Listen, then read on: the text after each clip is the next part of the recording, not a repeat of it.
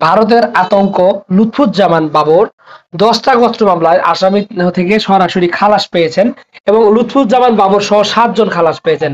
চট্টগ্রামের 10টা অস্ত্র মামলার চোরাচালানের ঘটনায় করা মামলায় সাবেক স্বরাষ্ট্র প্রতিমন্ত্রী লুৎফুজ্জামান বাবর সহ 7 জন আসামিকে খালাস দিয়েছে হাইকোর্ট।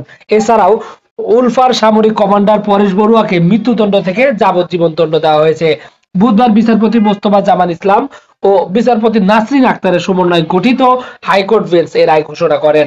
এর আগে গত 6 নভেম্বর চট্টগ্রামে 10টা অস্ত্র মামলায় চোরাচালানের ঘটনায় করা মামলায় আসামিদের ডেথ রেফারেন্স ও আপিলের উপর শুনানি শুরু হয়।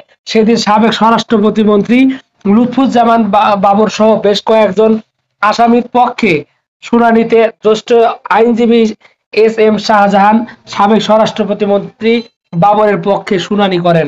আইনজীবী শিশির এবং শিশির মনির 2004 সালের 1